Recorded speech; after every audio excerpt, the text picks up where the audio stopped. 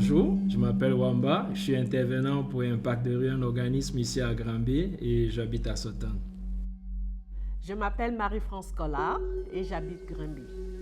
Aujourd'hui, nous sommes ici pour le dévoilement du projet Nous sommes Granby et vous allez avoir l'opportunité de voir ce qu'on a pu faire par rapport à votre portrait. Ok.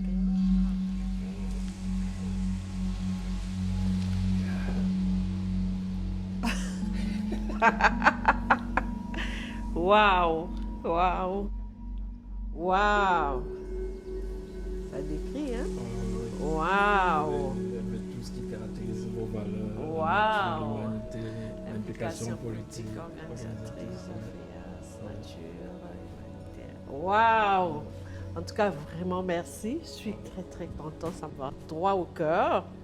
Avec ma petite chair. Oui, c'était pas évident, mais on a trouvé une façon. Ouais, c'est ça. Vraiment, là, ça me représente.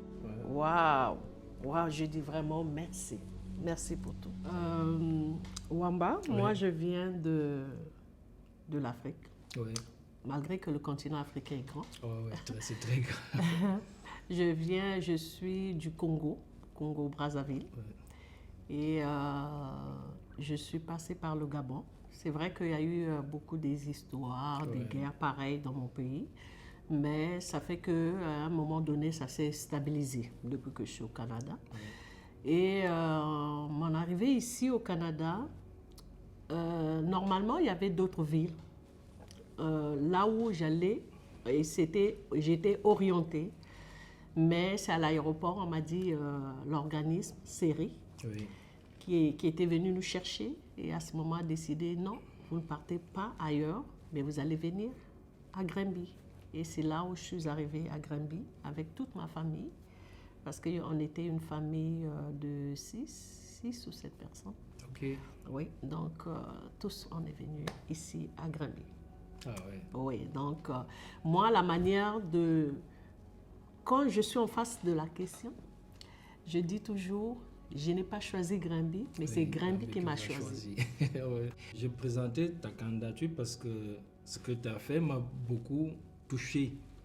Et moi, je pense que les actes comme ça nous donnent un lieu d'exploit et de solidarité entre les peuples.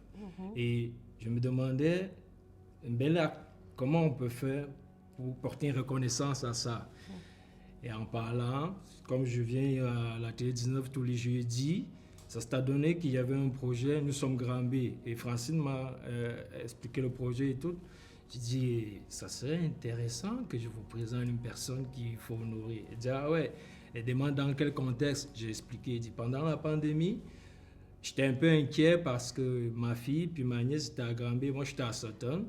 Et il ne fallait pas sortir. Il y avait le couvre-feu, on limitait les déplacements. Et on communiquait par téléphone. Je dis, ah, et comment ça va? Est-ce que, même si vous n'avez pas assez de bouffe, allez acheter, je vais vous faire un virement. Je dis, ah non, il y a une madame ici qui nous donne à manger. Je dis, c'est qui ça, cette madame?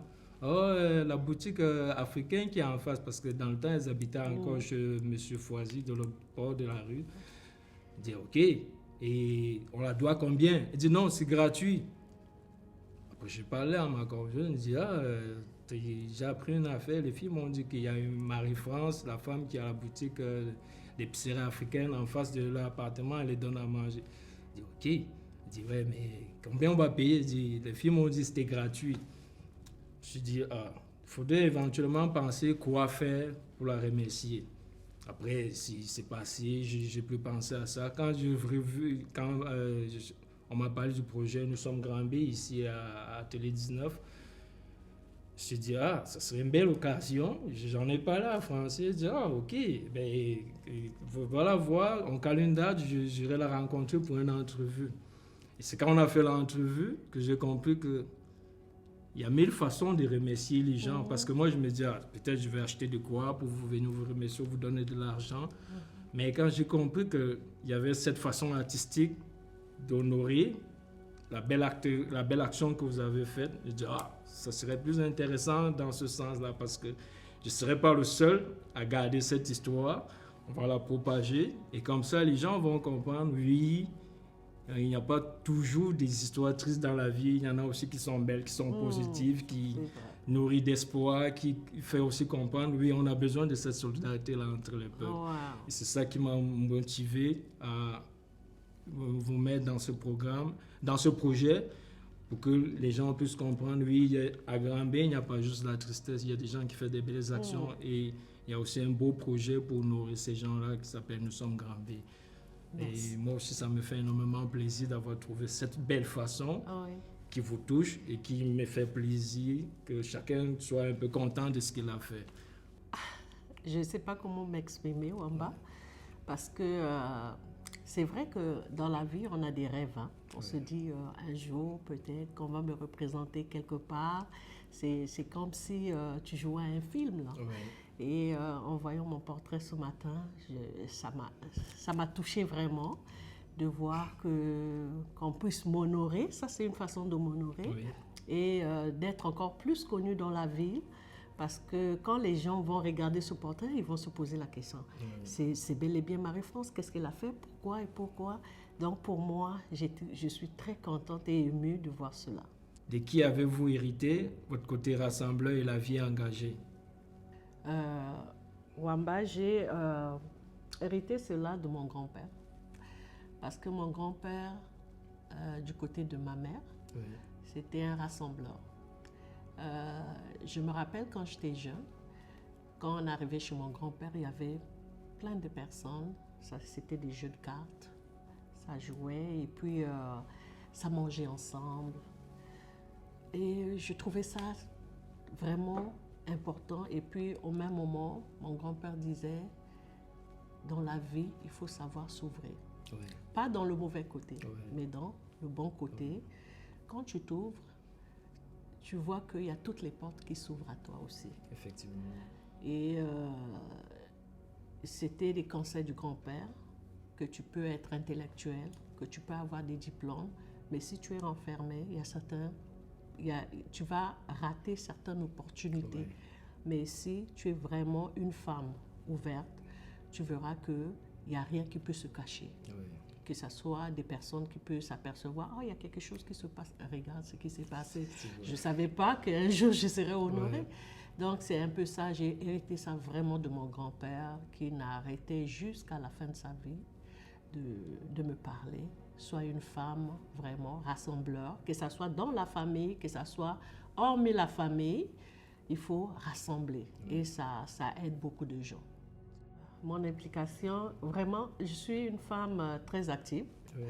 Et mon implication, ça n'a pas commencé seulement à Granby, c'est depuis d'où je viens. Je suis une femme qui aime toujours rassembler, une femme qui aime partager, une femme qui aime écouter. Donc c'est la même chose que je fais ici à Granby. À Granby, je sais que j'ai un organisme communautaire que j'aime toujours partager avec les autres. Il y a certaines personnes qui ont parfois des problèmes, mais tu sais, dans notre culture, on n'est pas ouvert à tout le monde. Parfois, on peut avoir des problèmes, mais on le cache au cœur. Même si on dit qu'il y a des psychologues et tout, mais nous-mêmes, nous sommes des psychologues. Donc, à ce moment-là, ces personnes, parfois, prennent courage, venir me voir, m'en parler, et puis ils veulent que je dise quelque chose pour leur encourager, des conseils et tout. Et en dehors de ça aussi, il y a des activités que j'organise et j'appelle les autorités. Parfois, j'invite la députée, les maires, tous ceux qui se sentent disponibles et viennent et puis l'activité se passe bien. Donc, j'aime beaucoup faire des choses ici à Granby avec... c'est pas seulement pour une population ciblée, mais c'est pour tout le monde. Et j'aimerais vous poser une question. Qu'est-ce que vous appréciez ici à Granby? À Granby, j'apprécie, je peux dire, c'est une ville de paix. Il y a le calme et il y a l'esprit d'écoute. Je suis une personne, j'aime trop écouter, j'aime même écouter la nature. C'est bien qu'il arrive que j'écris aussi. Et ça m'a permis aussi d'encadrer, d'éduquer mes enfants. Parce que je me rappelle, quand je suis arrivée, je voyais, moi je suis native je suis née dans une ville, hein, grandi dans une ville, donc je pouvais habiter à Montréal, partout. Mais quand j'ai mis mes pieds à Granby, je me suis dit, cette terre, cette ville m'a été donnée et je veux que quelque chose de bien sorte dans ma famille ici. Et c'est à ce moment, en écoutant Granby, ça m'a permis d'encadrer mes enfants. Donc j'aime Granby par le silence et je sais que, surtout en famille, je ne sais pas comment le décrire, il y a quelque chose de spécial qui se passe. Et si ce sont des enfants assidus, tu vois que les enfants parviennent facilement. Et c'est ce qui a fait que la beauté de Granby, j'aime.